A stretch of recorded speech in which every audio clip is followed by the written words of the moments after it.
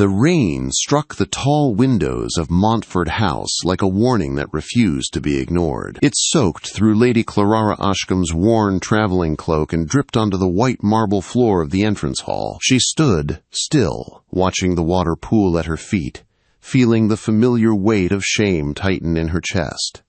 Once, she had arrived at houses like this as a guest. Now she arrived as a woman, with nothing left but her pride. Since her father's death 18 months earlier, pride was the only thing no one had managed to take from her.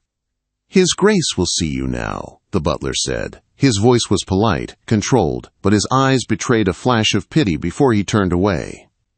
Clara lifted her chin and followed him through long corridors lined with painted faces of Montfort's long dead. Their cold eyes seemed to judge her damp hem, her plain gloves, her reduced place in the world. Every step reminded her how far she had fallen. The study smelled of leather, ink, and power. Behind a massive desk sat Julian Montfort, 5th Duke of Montfort. He did not look up. Clara waited. The silence stretched until it became heavy. At last, he set down his pen. "Lady Clara Ashcombe," he said coolly, "daughter of the late Earl of Ashcombe. Your estate is heavily mortgaged and facing foreclosure within the quarter." Heat rushed to her face, but she did not lower her eyes. "You are very well informed about my private affairs, Your Grace. It is my business to be informed about anyone who enters my household." He finally looked at her, and the impact was sharp. He was striking in a severe way, all sharp lines and stillness.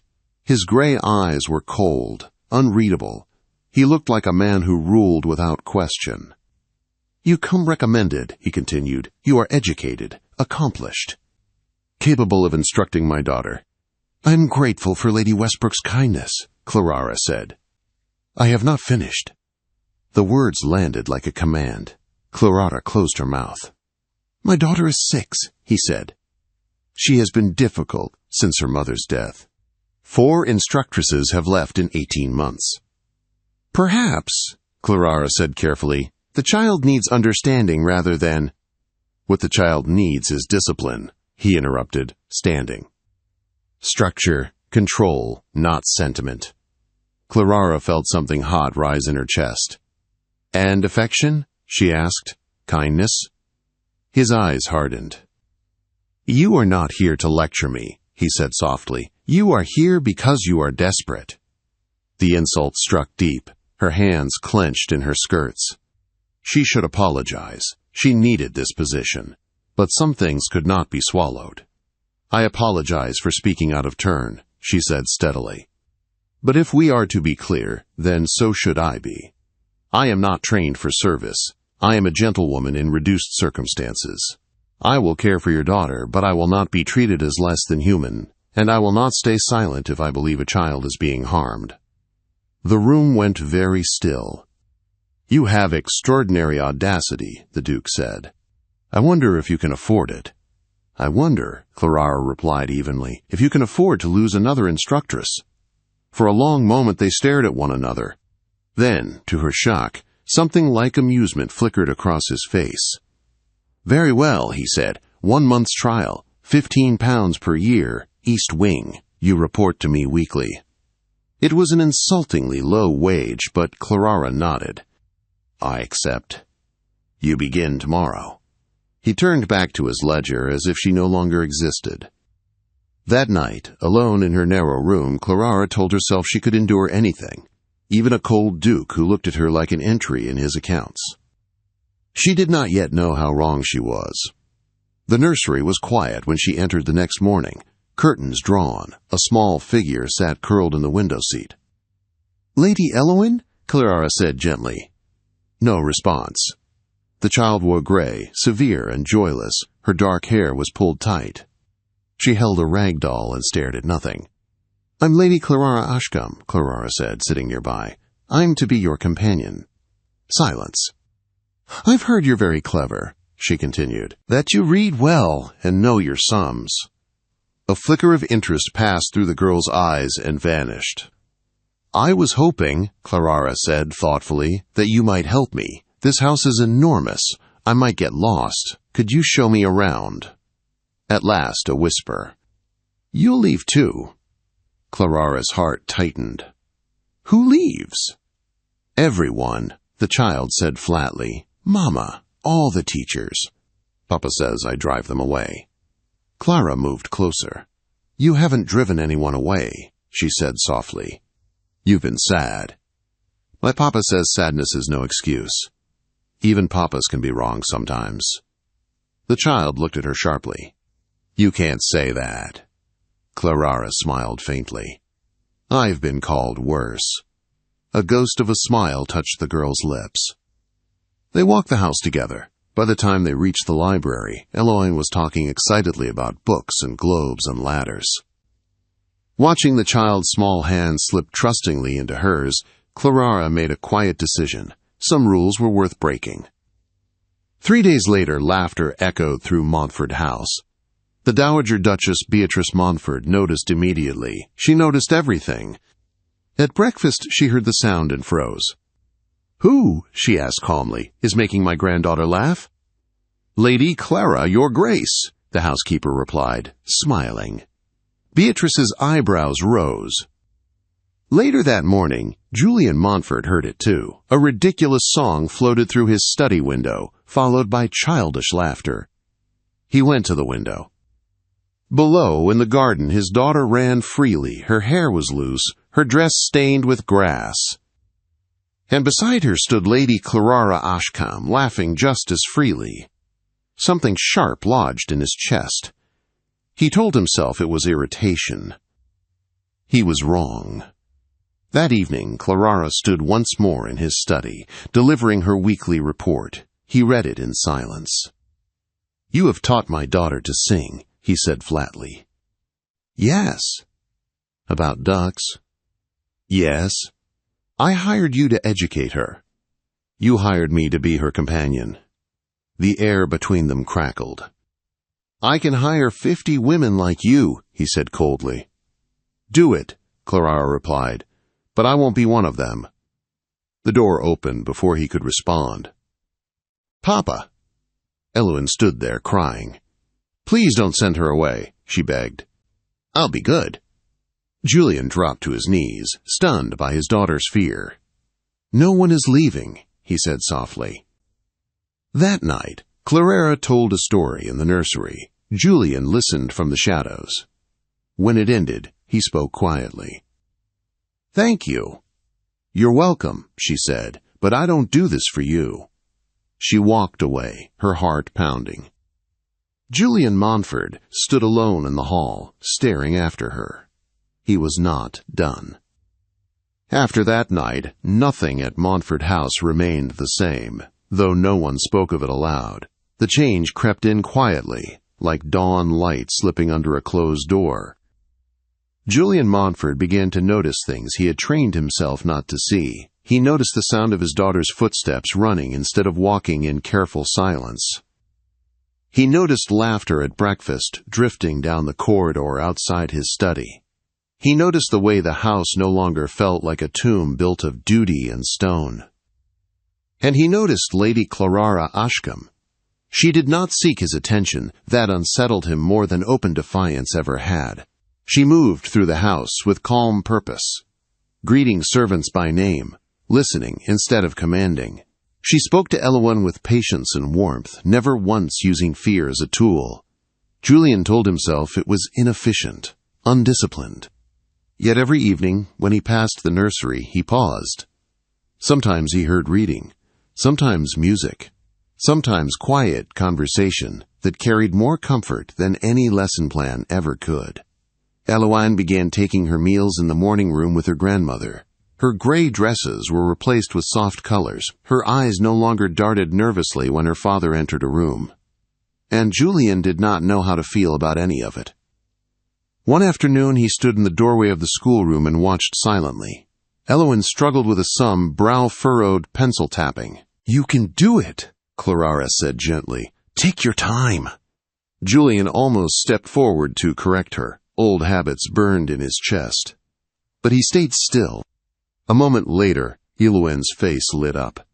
"I understand now," she said proudly. Julian felt something loosen inside him, something old and tight. That night, after Eloin ran off to play, he remained behind. "You allow her to struggle," he said. "So she can learn she is capable," Clara replied. "I have been too rigid," he admitted abruptly. She did not smile. She did not press her advantage. "You were afraid," she said simply.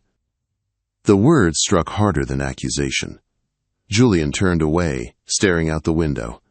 "My wife was ill for months," he said quietly. "I did not see it. When I finally did, it was too late." Clara said nothing. "So I learned control," he continued. "I learned vigilance. I learned to never miss anything again. And in doing so," she said softly, "you nearly lost your daughter." The truth settled between them, heavy but honest. That night, Julian lay awake longer than he cared to admit. 3 weeks passed. Montfort House softened. Julian joined Eloin's lessons. First standing stiffly near the door, then sitting nearby, then participating. He watched Clara with his daughter and felt something unfamiliar stir. Respect, yes. Gratitude, and something more dangerous he did not yet name. The Dowager Duchess Beatrice noticed that too. "My dear," she said one evening, cornering Clara in the library, "you have done something extraordinary. I have only done what was needed." "And so rarely done," Beatrice replied. "You have brought my son back from himself." Clara lowered her eyes. "I am only here for Eloin." Beatrice smiled knowingly. "Of course you are." The tension between Clara and Julian grew heavier with each passing day. It lived in glances held too long, in hands brushing when books were passed, in silences that said too much. One cold afternoon, Clara stepped into the garden without her cloak. "You will catch cold," Julian said sharply, shrugging off his own coat and placing it around her shoulders. Their hands lingered. For one heartbeat too long. They sprang apart when Eloin came running. That night, Clara lay awake, staring at the ceiling, Julian's coat folded neatly across the chair. She told herself it meant nothing. She did not believe it. The breaking point came days later. Julian summoned her to his study.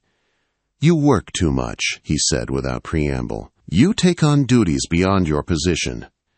"I do not mind." "I do." He leaned back, studying her. "I am increasing your salary and formally naming you governess." The words felt like a wall rising between them. "Thank you," Clara said stiffly. "If that is all." She reached the door before his voice stopped her. "You are angry." "No," she said quietly. "You have simply reminded me of my place." He stood, frustration radiating from him. "I am trying to do the right thing." "The right thing would have been distance," she said, turning back. "Not confusion." He crossed the room in 3 strides and stopped inches from her. "You think I do not know that?" he said hoarsely. "I have fought it every day." "Then stop fighting," she whispered, "or stop looking at me like that." Silence. Then he kissed her. It was not gentle. It was desperate, restrained, longing finally breaking free. Clara's resolve shattered. She kissed him back, hands gripping his coat, heart racing. They did not hear the door open. "Oh my," Beatrice said brightly. They broke apart at once. "This is exactly what it looks like," Beatrice continued calmly, "and about time." Clara wanted the floor to swallow her.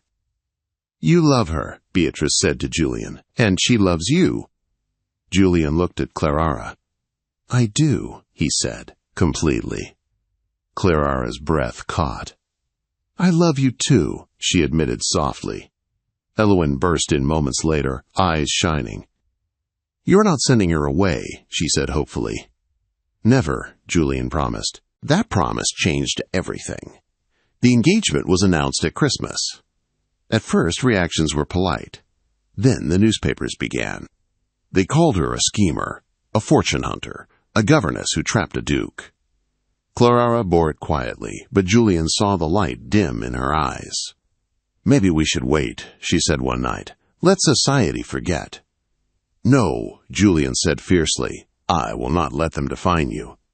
But the gossip grew worse, until Beatrice uncovered the truth. "It is Amelia," she said grimly. "She feeds the papers." Julian clenched his jaw. Beatrice smiled thinly. "We will answer gossip with truth," she said. "And spectacle. A ball." Clara wanted to refuse. Julian held her hands. "We will face them together." She agreed. And on the night of the ball, dressed in midnight silk, Clara descended the stairs at his side. Eyes followed, whispers spread, and then they danced. Julian held her as if she belonged there, because she did, and by the end of the night, the whispers had changed. Clara did not know it yet, but the hardest test was almost over, and love, once chosen openly, would demand everything. The morning after the ball dawned quiet and clear, as if Montfort House itself had exhaled after holding its breath for weeks. Clara woke with a strange mix of relief and fear twisting in her chest. The night before had been a triumph, but triumphs had a way of demanding payment. She dressed slowly and went down to the breakfast room. Julian was already there, standing by the window with a cup of untouched coffee in his hand. He turned when he heard her step inside. "Good morning," he said softly.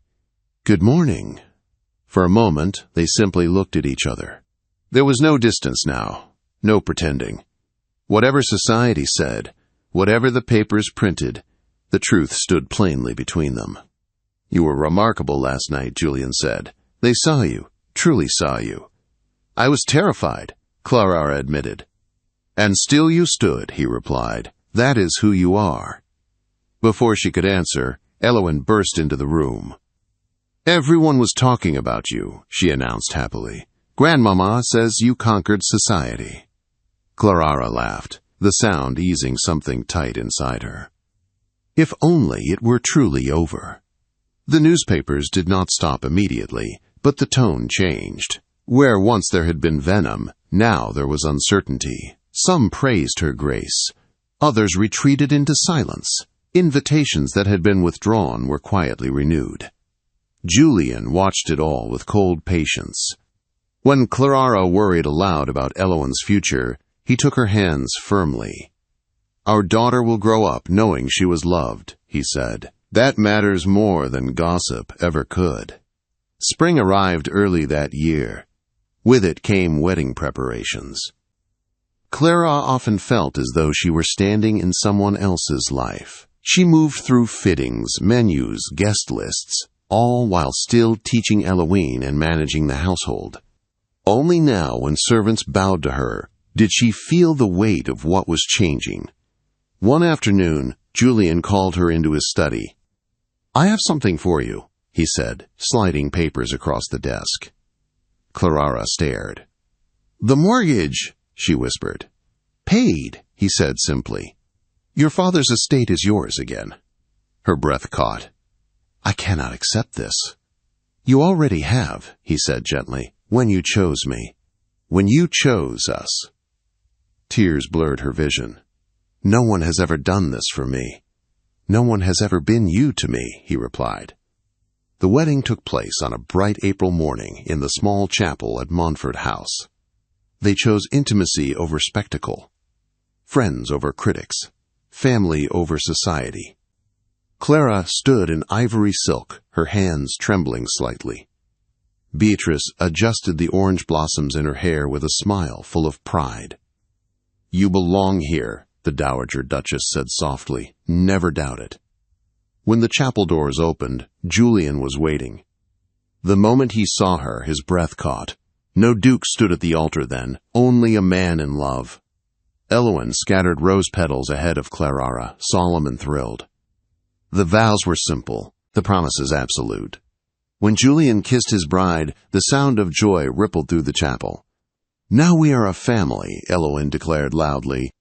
Laughter followed them into the garden, where the wedding breakfast waited under a blue sky.